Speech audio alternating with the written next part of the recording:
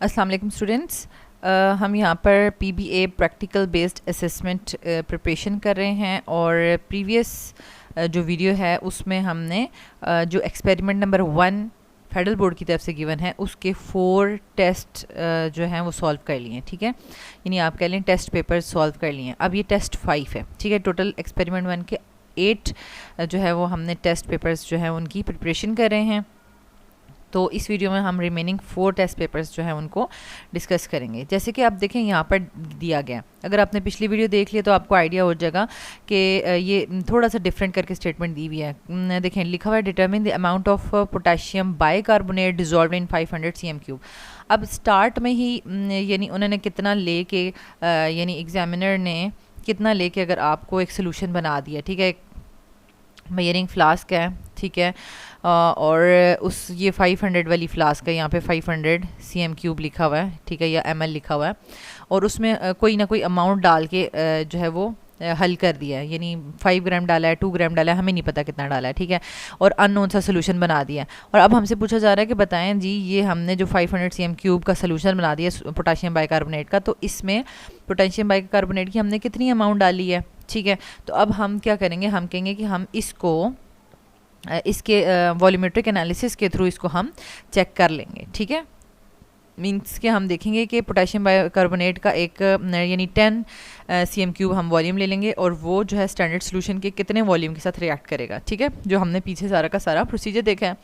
तो इसमें आपके पास जो सैम्पल है वो क्या है, सैम्पल है आपके पास पोटेशियम बाइकार्बोनेट इन 500 cm3। ठीक है, तो अगेन पोटेशियम बाइकार्बोनेट भी एक वीक बेस है और आपको पता है कि वीक बेस के लिए हमने कौन सा इंडिकेटर यूज़ करना है, मिथाइल ऑरेंज यूज़ करना है। ठीक है, और उसका एंड पॉइंट होता है ऑरेंज रेड। ठीक है, अच्छा, और इसके लिए हमने वही बात है कि वीक बेस है तो हमने इसको स्ट्रॉन्ग एसिड के साथ ट्रीट करना है। तो हम यहाँ पर 0.1 मोलर HCl ले रहे हैं। ठीक है, तो सोडियम बाइकार्बोनेट की हमें इक्वेशन भी लिखनी आनी चाहिए HCl के साथ, मतलब ये इजी है। मैंने आपसे कहा था कि जो एसिड बेस्ड टाइट्रेशंस हैं उनकी जो है वो इजी हैं इक्वेशंस, जैसे ये KCl के साथ मिलके सॉल्ट बना देगा। ठीक है, प्लस H और इधर से एक O आ जाएगा तो वाटर बन जाएगा, प्लस कार्बन डाइऑक्साइड बन जाएगा। ठीक है, तो ये मोलर रेशो इनके दरम्यान में क्या बनती है, 1:1 बनती है। ठीक हो गया। अच्छा, इक्वेशन भी आपको लिखनी आ गई, आपको मोलर रेशो भी फाइंड आउट करनी आ गई। अच्छा, फिर आपने अब रीडिंग लेनी है, जो भी आपको पेपर में ब्यूरेट की पिक्चर्स दी होंगी। ठीक है, इनिशियल और फाइनल, उसकी आपने रीडिंग ले लेनी है और उससे फिर आपने molarity of potassium bicarbonate find out कर लेनी है इस फार्मूला के थ्रू। ठीक है, फिर लास्ट स्टेप में क्या होगा, आप हमेशा यानी सैम्पल का जो है वो अमाउंट फाइंड आउट करते हैं पर dm3, क्योंकि आप उसको किससे मल्टीप्लाई कर रहे होते हैं, मोलैरिटी के साथ। यानी ये जो यहाँ पर मोलैरिटी निकली होती है ना, मोलैरिटी को उसके मोलर मास से मल्टीप्लाई कर रहे होते हैं। ठीक है, तो वो आपके पास अमाउंट आती है पर dm3। तो उन्होंने तो क्वेश्चन में तो आपसे 500 dm3 में पूछा है, तो कोई मसला नहीं, हम कहेंगे कि 1000 cm3 में इतने ग्राम्स हैं, 1 में कितना है, इतना जितनी भी ग्राम्स होगा। ठीक है, डिवाइड बाय 1000 और 500 में कितना है। ठीक है, इसको मल्टीप्लाई बाय 500। ठीक है, ठीक है, इस तरीके से। तो ये रफ सा मैंने आपके सामने ये सारा का सारा स्केच कर दिया। अब हम इसको प्रॉपरली देख लेते हैं। ये देखें, आपको इस तरीके से ये गिवन होगा, इसका ऑपरेटस देखें लिखा हुआ है और जो भी केमिकल्स यूज्ड हो रहे हैं वो लिखे हुए हैं। फिर प्रोसीजर लिखा हुआ है, प्रोसीजर्स तमाम टाइट्रेशंस का सेम होगा। अच्छा, यानी सारी एसिड बेस्ड टाइट्रेशंस का एक ही जैसा होगा। ठीक है, अब ये क्वेश्चंस हैं, इस तरह का आपका पेपर आएगा, फिल इन द ब्लैंक्स होगी और पेपर आएगा। देखें पहला क्वेश्चन क्या पूछा हुआ है, what is the molar mass of potassium bicarbonate, और पोटेशियम, कार्बन और ऑक्सीजन का दिया हुआ है, तो ये आपको खुद फाइंड करना है। ठीक है, पोटेशियम का यानी 39 + 1 + 12 + 3 × 16। ठीक है, तो ये आपके पास क्या आ जाएगा, हम यहाँ पर देख लेते हैं, 99 आ गया। ठीक है, 99 आंसर आ गया। नेक्स्ट क्वेश्चन है आपके पास, write chemical equation for the reaction. तो हम ऑलरेडी केमिकल इक्वेशन इसकी लिख चुके हैं। ये देखें, एक ही स्टेप में ये रिएक्शन हो जाता है, 1:1 इसका बनता है मोलर रेशो। तीसरा क्वेश्चन क्या देखें, अब ये देखें जो छोटे छोटे क्वेश्चंस हैं ना, तो ये देखें अब एग्जामिनर का दिल है तो वो 0.5 के आपको क्वेश्चन देने लग जाएगा और उसका दिल है तो वो 1 मार्क के क्वेश्चन दे देगा। अब what is the colour of methyl orange in HCl। HCl में जो है वो उसका क्या कलर शो होगा, मतलब इसमें आपने इसका एंड पॉइंट बताना है। ठीक है, वैसे HCl यानी एसिड में यानी बेस में तो येलो होता है मिथाइल ऑरेंज, और जो है वो एसिड में जो है वो ऑरेंज रेड होता है, और उसका एंड पॉइंट भी ऑरेंज रेड ही होता है। ठीक है, तो आप क्या लिखेंगे, ऑरेंज रेड। ठीक है, HCl में ऑरेंज रेड है। तो जैसे कि अब आप कह लें कि अगर फिनॉफ्थलीन होता है, यहाँ पर फिनॉफ्थलीन होता और पूछा जाता कि what is the colour of phenolphthalein in HCl solution. अब फिनॉफ्थलीन का कलर HCl में आपने कलरलेस लिखना है। ठीक है, एंड पॉइंट नहीं पूछा हुआ यहाँ पे, एंड पॉइंट फिनॉफ्थलीन का होगा लाइट पिंक। ठीक है, और बेस में फिनॉफ्थलीन का कलर होता है पिंक, एंड पॉइंट होता है लाइट पिंक। लेकिन अगर आपने डायरेक्टली HCl में मतलब आप देखना चाह रहे हैं कि HCl में फिनॉफ्थलीन का क्या कलर है, तो वो बिल्कुल कलरलेस होगा। ठीक है, अच्छा अब ये देखें, ये तो कितना इजी है, हम कितनी दफ़ा ये इसकी प्रैक्टिस कर चुके हैं। अब आपको थोड़ा थोड़ा सा इनमें शेड्स भी नज़र आ रहे होंगे। अब ये देखें, पूरी यहाँ से यहाँ तक लाइन ये मतलब मिला देते हैं ना, एक कॉर्नर से दूसरे कॉर्नर तक। तो अब ये देखें 6.5 तो यहाँ तक हो गया, और ये 6.7, ये 6.7 है रीडिंग, और ये है 12.4 है। 6.7 12.4, साथ साथ हम चेक भी कर लेते हैं, 6.7 और 12.4। ठीक है, अच्छा फिर ये है एग्जैक्टली 9, और ये है एग्जैक्टली मतलब 14, और ये 14.5 और 14.7 है, 5 6 7 8 है, 14.8 है, 9 और 14.8।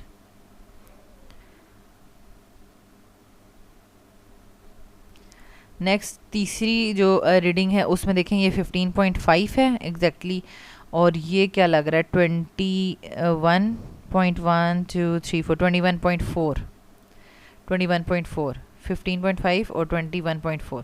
ठीक है, तो ये आपके पास आ जाता है 5.8 cm3। ठीक हो गया। अब आपने मीन वैल्यू कैसे निकालनी है, 5.7 प्लस 5.8 प्लस 5.9, तो इन सबको ऐड करें और डिवाइड बाय 3 कर दें, तो आपके पास 5.8 आंसर आ जाएगा। अच्छा, आपने इक्वेशन लिख लिया, इक्वेशन से आप N1 और N2 भी कैलकुलेट कर सकते हैं। N1 जो है वो बेस के लिए है, N2 जो है वो एसिड के लिए है, तो 1:1 रेशो आती है। देखें दोनों का 1:1 आंसर आ रहा है। ठीक है, अच्छा फिर आपके पास यहाँ पर आप मीन वैल्यू लिख लेंगे। ये देखें यहाँ पर आप N1 लिखेंगे, पोटेशियम बाइकार्बोनेट के नंबर ऑफ मोल्स, HCl के number of moles in a balance chemical equation. फिर आप मोलैरिटी फाइंड आउट करेंगे, तो ये भी अगेन M1 आप इधर रहने देंगे, V1 और N1 को इक्वेशन के दूसरी साइड पे ले जाएंगे। ठीक है, इस तरीके से, यानी V1 यहाँ पर मल्टीप्लाई हो रहा है M1 के साथ, तो दूसरी तरफ डिवाइड हो जाएगा, N1 डिवाइड हो रहा है तो दूसरी तरफ मल्टीप्लाई हो जाएगा। तो सारी की सारी आप यहाँ पर वैल्यूज़ पुट करेंगे तो आपके पास आंसर आ जाएगा। अब ये जो मोलैरिटी आ गई है ना, तो मोलैरिटी से आप फाइंड आउट करते हैं मास ऑफ पोटेशियम बाइकार्बोनेट पर DM3। ठीक है, तो molarity into molar mass of this. ठीक है, मोलर मास वैसे भी आपने पीछे फाइंड आउट कर लिया 99 है, मोलैरिटी के साथ इसको मल्टीप्लाई कर लें। ठीक है, तो ये आपके पास आंसर आ जाता है 5.742 ग्राम्स पर DM3। ठीक है, ये प्रॉपर आपने इसी तरीके से फॉर्मूला लिखना है कि molar mass of potassium bicarbonate ये है, और मास ऑफ पोटेशियम बाइकार्बोनेट पर DM3 is to molarity into molar mass of potassium bicarbonate. ठीक है, अब असल में क्वेश्चन क्या था, क्वेश्चन तो ये था कि आपने कैलकुलेट करना है amount of potassium bicarbonate in 500 cm3। 500 cm3 में कितना पोटेशियम बाइकार्बोनेट है वो असल में आपने फाइंड आउट करना था। तो आपको 1000 में पता चल गया 1000 cm3 में कितना होता है, 1000 cm3 में होता है 5.742। ठीक है, तो आपने क्या करना है, 1 DM3 is equal to 1000 cm3। 1000 cm3 में इतना है, 1 cm3 में क्या होगा 5.742 डिवाइड बाय 1000, और 500 में कितना होगा मल्टीप्लाई बाय 500, तो ये उसका 2.871 आ जाएगा आंसर। ठीक है, मीन्स कि उसका हाफ हो जाएगा। तो आपने रिजल्ट्स लिखने हैं। अब देखें रिजल्ट्स लिख रहे हैं कि मास ऑफ पोटेशियम बाइकार्बोनेट 1 DM3 में इतना है और 500 cm3 में इतना है। ठीक है, तो ये यानी ये देखें आपको स्पेस दी हुई है, इसमें आपने रिजल्ट भी लिखना है। नेक्स्ट है हमारे पास test number 6, determine the amount of sodium hydroxide dissolve in 250 cm3 by volumetric analysis. Means कि अगेन आपको एक अननोन सोल्यूशन दे दिया गया है वॉल्यूमेट्रिक फ्लास्क में, और उसमें 250 cm3 सोल्यूशन है। ठीक है, और उसमें सोडियम हाइड्रोक्साइड डाल दिया। अब नहीं पता कितना डाला है। ठीक है, 1 ग्राम डाला है, 2 ग्राम डाला है, 5 ग्राम डाला है, कितना डाला है कुछ पता नहीं है, और उसको आपने जस्ट फाइंड आउट करना है। कोई प्योरिटी वगैरह नहीं पूछी हुई। ठीक है, सिंपल आपने यही फाइंड आउट करना है। ठीक है, प्योरिटी तब पूछते हैं जब आपको बताते हैं कि हमने सैंपल 6 ग्राम लिया है या 5 ग्राम लिया है, और फिर हम टाइट्रेशन से चेक करते हैं तो वो एग्जैक्टली उतना नहीं होता, 5 ग्राम या 6 ग्राम नहीं होता, उससे कम होता है, तो फिर हम परसेंटेज प्योरिटी फाइंड आउट करते हैं। ठीक है, तो अब इसमें हमने क्या करना है, बिल्कुल पिछले एक्सपेरिमेंट की तरह कि हमारे पास सैंपल क्या है, सोडियम हाइड्रोक्साइड है इन 250 cm3। तो अब सोडियम हाइड्रोक्साइड देखें, अब ये थोड़ा सा चेंज हो गया। पीछे तक हमने जितना भी करते आए थे एक्सपेरिमेंट्स, तो उसमें हमने वीक बेसिस पे ही काम किया था, लेकिन अब यह स्ट्रॉन्ग बेस आ गई है। ठीक है, स्ट्रॉन्ग बेस आ गई है सोडियम हाइड्रोक्साइड, और इसके लिए आपको जो है वो इंडिकेटर जो है वो फिनोफ्थलीन लेना होगा, और उसका एंड पॉइंट होता है लाइट पिंक। ठीक है, अच्छा, स्टैंडर्ड सोल्यूशन तो आपने वही बात है, स्ट्रॉन्ग बेस है तो उसके साथ आपने स्ट्रॉन्ग एसिड को ही ट्रीट करना है। ठीक है, वैसे तो आपके पास दोनों ऑप्शंस हैं कि आप जो है इसके साथ आप इसको वीक एसिड के साथ भी ट्रीट कर सकते हैं, क्योंकि ये स्ट्रॉन्ग बेस है, और वीक एसिड और स्ट्रॉन्ग एसिड दोनों में से किसी के साथ ट्रीट कर सकते हैं। लेकिन आपने देखना है कि आपको जो पेपर है उसमें क्या इन्फॉर्मेशन गिवन है, कौन सा स्टैंडर्ड सोल्यूशन गिवन है। ठीक है, तो यहाँ पर जो हमें स्टैंडर्ड सोल्यूशन गिवन है वो स्ट्रॉन्ग एसिड वाला गिवन है, that is HCl 0.1 molar given है। ठीक है, तो अब इसकी तो इतनी ईजी है इक्वेशन, इसमें इक्वेशन लिखने में क्या मसला है, सोडियम क्लोराइड प्लस वाटर। ठीक है, 1:1 की रेशो हो गई। अच्छा, फिर इसकी ब्यूरेट रीडिंग कर लेते हैं, और ब्यूरेट रीडिंग के बाद हमने क्या, सोडियम हाइड्रोक्साइड का क्या फाइंड आउट कर लेना, मोलैरिटी फाइंड आउट कर लेनी है। और जो वो मोलैरिटी को यूज़ करते हुए हम mass of NaOH find out करेंगे पर dm³। ठीक है, तो वो आएगा हमारे पास 1000 cm³, मतलब पर dm³ का मतलब होता है 1000 cm³ में कितनी अमाउंट है सोडियम हाइड्रोक्साइड की। लेकिन एंड पे हमने एक स्टेप करके कि 1000 cm³ में इतना है तो 250 में कितना होगा। ठीक है, तो हमने आंसर फाइंड आउट कर लेना है। ठीक है, अब हम इसको प्रॉपर्ली देख लेते हैं। अब स्टूडेंट्स यहाँ पर देखें, ऑपरेटर्स गिवन है, केमिकल्स गिवन है। केमिकल्स में आपने देख लिया कि यहाँ पर स्टैंडर्ड सोल्यूशन HCl लिया हुआ है, वीक एसिड भी ले सकते थे लेकिन नहीं लिया, स्ट्रॉन्ग बेस को स्ट्रॉन्ग एसिड के साथ रिएक्ट करवा रहे हैं, और on the basis of base, strong base है तो हमने जो है वो phenolphthalein as a indicator use किया। तो ये मैंने आपको पहले ही फर्स्ट वीडियो जो थी टाइट्रेशन की इंट्रोडक्शन की, उसमें मैंने आपको बताया था कि हम स्ट्रॉन्ग बेस के केस में फिनोफ्थलीन क्यों यूज़ करते हैं, क्योंकि फिनोफ्थलीन का जो pH रेंज होता है चेंज करने का, ठीक है, यानी जिसमें उसने अपना कलर चेंज करना होता है, तो वो हमारे पास होता है 8 to 10। ठीक है, pH स्केल के ऊपर 8 to 10 होता है। तो आपको पता है कि pH स्केल में 8 to 10 जो है वो स्ट्रॉन्ग बेसिक सिचुएशन को शो कर रहा है। ठीक है, दैट्स वाई हम इसको फिनोफ्थलीन को यूज़ करते हैं। अच्छा, मोलर रेशियो भी आपने देख ली, एंड पॉइंट भी लाइट पिंक हो गया। ठीक है, प्रोसीजर सेम वही है। अब ऑब्जर्वेशन देखें, ऑब्जर्वेशन यहाँ पर इन्होंने मतलब फिल किया हुआ है, ये देखें यहाँ पर शेडेड एरिया 0 है, इधर तो हमें 15.2 नज़र आ रहा है, और इधर 2.5 नज़र आ रहा है, और इधर हमें 17.8 नज़र आ रहा है, और यहाँ पर 6.6 नज़र आ रहा है, और फिर है 21.9 नज़र आ रहा है। ठीक है, तो ये सारा का सारा आप देखें, इधर भी यही है। फाइनल रीडिंग्स में से इनिशियल रीडिंग्स को माइनस कर दें, आपके पास वॉल्यूम ऑफ HCl यूज्ड आ जाएगा। फिर इन तीनों रीडिंग्स को प्लस करें और 3 से डिवाइड करें, तो आपके पास 15.3 मीन वॉल्यूम आ जाता है HCl का। ठीक है, अच्छा, फिर आप देखें आपके पास जो मोलैरिटी फाइंड आउट करने का डाटा होता है, यानी M1, M2, V1, V2, N1, N2, उसको यूटिलाइज़ करते हुए आपने सोडियम हाइड्रोक्साइड की मोलैरिटी फाइंड आउट कर ली है, जो कि है 0.153 मोलर। और फिर हमने एक फार्मूला यूज़ करना है, मास ऑफ सोडियम हाइड्रोक्साइड पर dm³ is equals to molarity into molar mass of sodium hydroxide. तो मोलर मास आपने जो है वो सामने कैलकुलेट करना है, ये नहीं बस कैलकुलेटर पर कैलकुलेट करके लिखते हैं। ठीक है, उसको मल्टीप्लाई करके लिखें तो ये देखें ग्राम्स पर, यहाँ पे स्लैश भी आनी चाहिए, ग्राम, अच्छा ठीक है स्लैश नहीं, क्योंकि dm³ को -3 की फॉर्म में लिखा हुआ है। तो ये आप देखें 6.12 ग्राम्स पर dm³। ठीक है, तो इसको आप स्ट्रेंथ भी कहते हैं। ठीक है, स्ट्रेंथ ऑफ द सोल्यूशन भी कहते हैं। अगर आपसे कहा जाए ना कि calculate the strength of the solution, तो आपने परेशान नहीं होना। स्ट्रेंथ ऑफ द सोल्यूशन यही होती है कि उसको आपने यानी मोलैरिटी की फॉर्म में नहीं बताना, बल्कि ग्राम्स पर dm³ की फॉर्म में बताना है। ठीक है, अच्छा, फिर आपके पास आ जाता है लास्ट में, क्योंकि क्वेश्चन ये था कि dm³ यानी 1 पर dm³ में हमें अमाउंट नहीं बतानी सोडियम हाइड्रोक्साइड की, बल्कि 250 cm³ में बतानी है। ठीक है, तो अब ये देखें, ये प्रॉपर वे है कि आप पहले बताएं कि since 1 dm³ is equal to 1000 cm³, तो 1000 cm³ solution contains NaOH 6.12 grams. 1 में कितना होगा, डिवाइड बाई 1000, और 250 में कितना होगा, 6.12 डिवाइड बाई 1000 इंटू 250। ठीक है। तो ये आपने रिजल्ट की जगह भी 1.53 ग्राम्स लिख दिया, ठीक है। यानी 250 cm³ सोल्यूशन में 1.53 ग्राम्स जो है वो ऐड किए थे, ठीक है। Next is test number 7, determine the percentage of potassium hydroxide and KCl mixture. अब देखें यहाँ पर क्या दिया हुआ है, आपको हमेशा बेस दी होती थी स्ट्रॉन्ग या वीक, और उसकी मतलब कहा जाता था कि परसेंटेज प्योरिटी बता दें या अमाउंट बता दें, तो लेकिन यहाँ पर मिक्सचर दे दिया है, ठीक है। तो इसमें भी आपने परेशानी होना, आपने चेक करना है, देखना है कि आपका अपना एक्चुअल सैंपल कौन है जो टाइट्रेशन करेगा, तो वो है हमारे पास पोटेशियम हाइड्रोक्साइड, ठीक है। जब आपने इसकी परसेंटेज प्योरिटी फाइंड आउट कर ली तो 100 में से माइनस करेंगे तो आपके पास KCl की भी आ जाएगी, ठीक है। तो देख लें, determine the percentage of KOH and KCl mixture, दोनों की फाइंड आउट करनी है। और आपके पास गिवन क्या है, 10 grams of this mixture has been dissolved in 500 cm³ solution. तो मीन्स कि ये दोनों का मिक्सचर जो है वो लेकर 10 ग्राम लेकर 500 cm³ में डाल दिया गया है। अब ये पोटेशियम हाइड्रोक्साइड अगेन हमारे पास स्ट्रॉन्ग बेस है, तो हमारे पास पॉसिबिलिटी है कि हम वीक एसिड या स्ट्रॉन्ग एसिड यूज़ कर सकते हैं। तो पेपर में जो है वो हमें, यानी जो टेस्ट में इंफॉर्मेशन गिवन है उसमें स्ट्रॉन्ग HCl जो है वो यूटिलाइज हुआ है, ठीक है, 0.1 मोलर। और अगेन इसका जो है वो मुश्किल नहीं है, यानी इक्वेशन अगर आपने लिखनी है तो वो आपने बेस की HCl के साथ लिखनी है, ठीक है। तो KCl प्लस वाटर आ जाएगा और इसका मोलर रेशियो हो जाएगा 1:1, ठीक है। अच्छा, यानी इक्वेशन और मोलर रेशियोज़ भी हो गई। अब आपने ब्यूरेट रीडिंग करनी है और उसके बाद इस फार्मूले से आपने M1V1/N1 इस वाले फार्मूले से आपने molarity of KOH find out करनी है, ठीक है।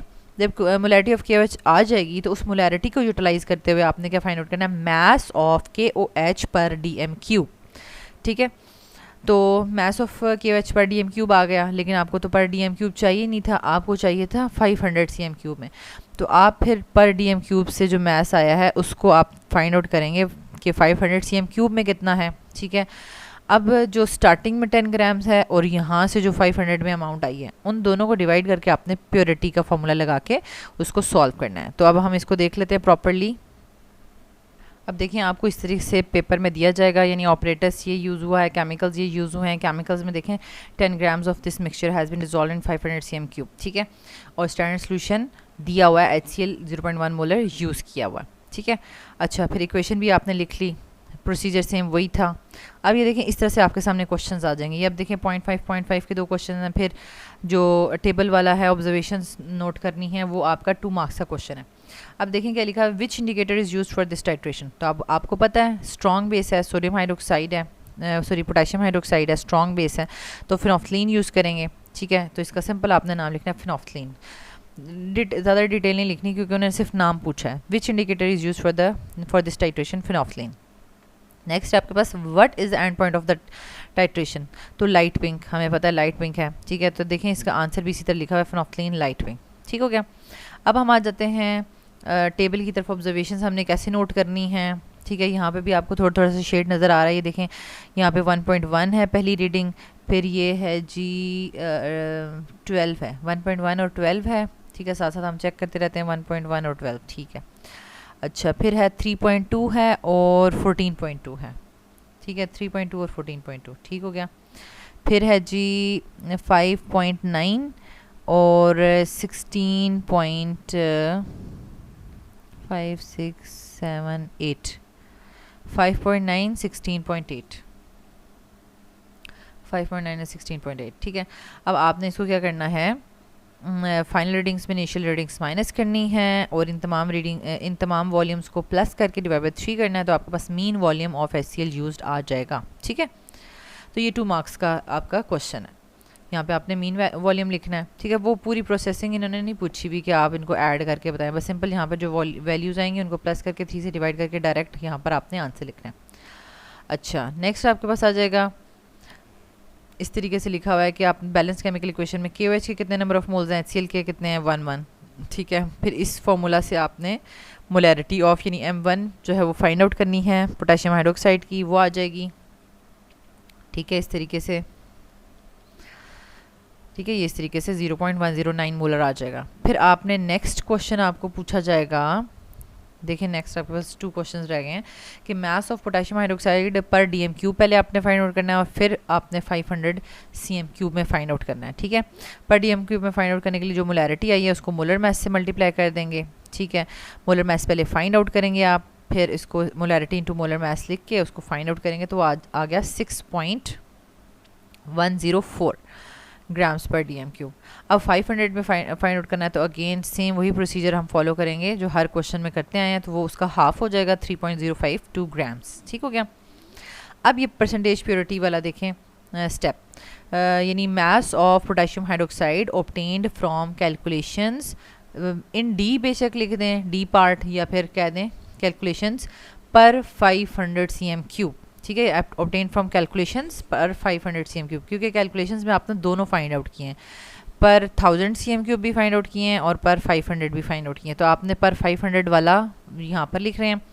और initial mass of potassium hydroxide dissolve पर 500 सीएम क्यूब, तो इनिशियली कितना डिजॉल्व किया था, मल्टीप्लाई बाय 100, तो ये आपके पास आंसर आ जाएगा। अब परसेंटेज आपको पोटेशियम हाइड्रोक्साइड की पता चल गई जो कि है 30.52%। और फिर आप KCl की कैसे फाइंड आउट करेंगे, 100 में से उसको माइनस करेंगे, ठीक है। ये इन्होंने y लिख लिया, आप x भी लिख सकते हैं, कुछ भी लिख सकते हैं, ठीक है। 100 में से उसको माइनस करेंगे तो 69.48% आ जाएगा, ठीक है। Now the last test of experiment number 1 means कि आपको जो फेडरल बोर्ड में सेक्शन ए में 4 एक्सपेरिमेंट्स गिवन थे ना, तो उसमें जो फर्स्ट एक्सपेरिमेंट करने के बाद हमने उसके 8 प्रैक्टिस टेस्ट्स किए हैं, तो ये लास्ट टेस्ट है उसका, ठीक है। यानी किस तरह से डिफरेंट स्टेटमेंट्स के थ्रू आपको क्वेश्चन पूछा जा सकता है। तो determine the percentage purity of NaOH sample solution 9 grams of which are dissolved in 1 dm cube of the solution, ठीक है। तो इसको भी आप देख लें कि आपके पास गिवन क्या है। आपके पास NaOH सैंपल गिवन है, स्टार्ट में उसके 9 ग्राम्स लिए हैं, कितने में लिए हैं, 1 डीएम क्यूब सोल्यूशन में लिए हैं, ठीक है। तो अब आपने इसकी परसेंटेज प्योरिटी फाइंड आउट करनी है, ठीक है। तो मींस के सबसे पहले आपको स्टैंडर्ड सोल्यूशन देखना होगा। तो अब ये स्ट्रॉन्ग बेस है तो आप स्ट्रॉन्ग एसिड या वीक एसिड ले सकते हैं। तो अकॉर्डिंग टू यानी जो हमारे पास डाटा गिवन है इसमें इसको स्ट्रॉन्ग एसिड के साथ रिएक्ट करवाया और वो है सल्फ्यूरिक एसिड। तो वैसे हम नॉर्मली HCl लेते हैं 0.1 मोलर और सल्फ्यूरिक एसिड हमें 0.05 मोलर लेना होता है, ठीक है। अच्छा, यानी उससे भी कम। अच्छा, फिर हमारे पास क्या होता है, क्योंकि आपको पता है ना एक सल्फ्यूरिक एसिड 2 प्रोटॉन्स डोनेट कर रहा है, तो एक HCl 1 प्रोटॉन डोनेट करता है, तो उस लिहाज से हमें सल्फ्यूरिक एसिड जब लेंगे तो उसकी और कम मोलैरिटी हमने लेनी है। तो इसकी इक्वेशन वही बात है कि एक NaOH को आपने डायरेक्टली जो है वो नहीं करना, 2 स्टेप्स में करना है, ठीक है। 1 बाय 1 जो है वो इसका ये हाइड्रोजन रिप्लेस होगा। यानी फर्स्ट आपने क्या लिखना है, NaHSO4, यानी एक वाटर बनेगा साथ, NaHSO4 साथ एक वाटर मॉलिक्यूल बन जाएगा।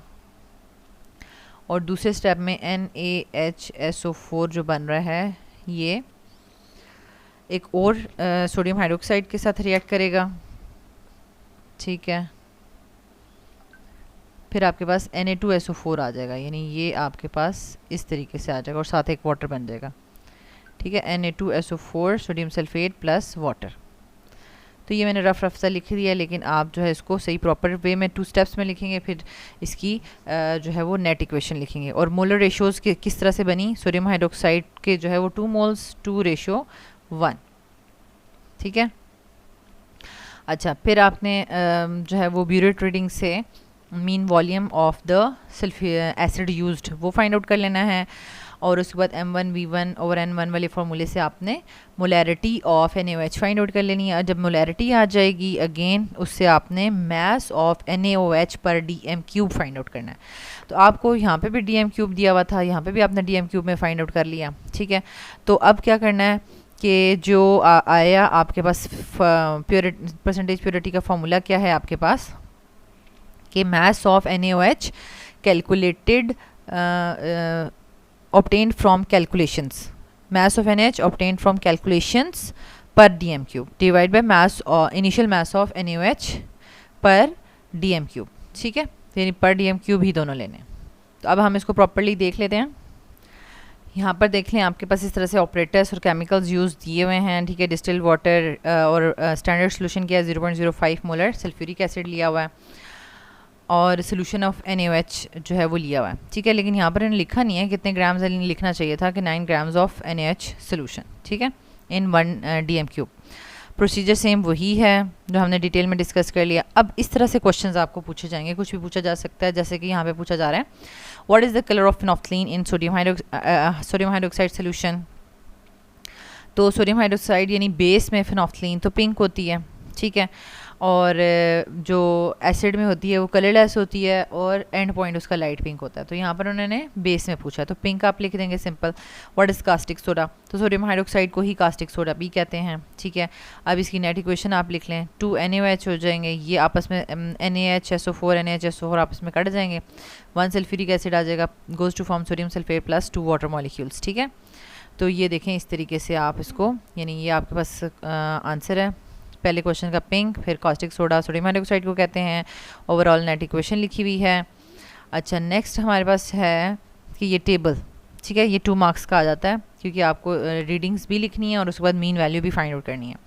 तो अब यह देखें यहाँ पर ये आ जाता है हमारे पास 7.7 और 15.123, 7.7 और 15.3 देखें, ठीक है बिल्कुल। नेक्स्ट है हमारे पास 9 और 16.7, 9 और 16.7, ठीक है, और लास्ट वाले में है 11.2 और 18.567, नहीं ये 5 है 6 7, 18.7, 11.2 और 18.7, 11.2 और 18.7, ठीक है। अब आपने क्या करना है, फाइनल रीडिंग्स में से इनिशियल रीडिंग्स माइनस करनी है और जो वॉल्यूम आएगा इन सबको ऐड करके डिवाइड बाय 3 करेंगे तो आपके पास mean volume of sulphuric acid used आ जाएगा cm³ की फॉर्म में। तो ये 2 मार्क्स का है, ठीक है। नेक्स्ट आपके पास देखें क्वेश्चंस हैं कि आपने बैलेंस केमिकल इक्वेशन से NaOH और सल्फ्यूरिक एसिड लिखना है। तो NaOH के 2 मोल्स और सल्फ्यूरिक एसिड का 1 मोल था, यहाँ पे 2 और यहाँ पे 1 लिख दें सिंपल, ये देखें 2 और 1। और सोडियम हाइड्रोक्साइड की मोलैरिटी फाइंड आउट करनी है। अब देखें बाकी जो पीछे हम करते रहे हैं 7 टेस्ट हमने किए उसमें यहाँ पे वो फार्मूला दे देते थे, लेकिन यहाँ पे उन्होंने नहीं दिया, calculate the molarity of NaOH by using the formula. अब फार्मूला नहीं गिवन तो आपको पता होना चाहिए कि इसी से ही हमने इसमें करनी है, मतलब M1V1/N1 = M2V2/N2 से ही हमने इसकी मोलैरिटी फाइंड आउट करनी है, ठीक है। इस तरीके से ऊपर लिखना है पहले आपने कि sodium hydroxide ratio sulphuric acid और इसके सोडियम हाइड्रोक्साइड के जो मोलैरिटी वॉल्यूम या नंबर ऑफ मोल्स हैं उसको 1 से शो कर रहे हैं और सल्फ्यूरिक एसिड वाले को 2 से शो कर रहे हैं। तो M1 फाइंड आउट हो जाएगा 0.076 मोलर, ठीक है। अब हमने जो है वो फाइंड आउट करना है मास ऑफ NaOH पर dm³, जो मोलैरिटी आई है उसको मोलर मास से मल्टीप्लाई करेंगे तो पर dm³ कितना है इसका, मोलर मास 40 आ गया और उसका मोलर मास का भी यूनिट आपको आना चाहिए ग्राम्स पर मोल, ठीक है। और मास ऑफ सोडियम हाइड्रोक्साइड पर dm³ जो है वो 3.04 ग्राम्स पर dm³ आ रहा है। अब परसेंटेज प्योरिटी फाइंड आउट करनी थी लास्ट में, ठीक है, A1 मार्क्स का, तो उसमें आपने वही फार्मूला पहले पूरा लिखना है कि mass of NaOH obtained from calculations per dm³ divided by initial mass of NaOH dissolved per dm³ into 100, ठीक है। तो ये आपके पास आ जाएगा। तो स्टूडेंट्स यहाँ तक हमने ना जो एक्सपेरिमेंट नंबर 1 था एसिड बेस टाइट्रेशन से रिलेटेड, उसमें हमने हर तरह का स्ट्रॉन्ग बेस वीक बेस लेकर जो है वो हमने अच्छे से इसको अंडरस्टैंड कर लिया कि अगर स्टेटमेंट चेंज भी कर दी गई, मिक्सचर दे दिया गया या सिंपल जो है वो अमाउंट फाइंड आउट करने के लिए दे दी गई, प्योरिटी फाइंड आउट करने के लिए दे दी गई, तो हम उसको इजीली फाइंड आउट कर लेंगे। किस सीक्वेंस से चलना है वो मैंने आपको बता दिया, ठीक है। यानी एक एक्सपेरिमेंट ये हमने सॉल्व किया और साथ इसके 8 प्रैक्टिस टेस्ट भी कर लिए, ठीक है। अब नेक्स्ट वीडियो में हम सेकंड जो है वो करेंगे, ठीक है, सेकंड एक्सपेरिमेंट और उसके प्रैक्टिस टेस्ट करेंगे। अल्लाह ताला आपको बहुत आसानियाँ अता फरमाए और आसानियाँ तकसीम करने का शर्फ अता फरमाए, आमीन।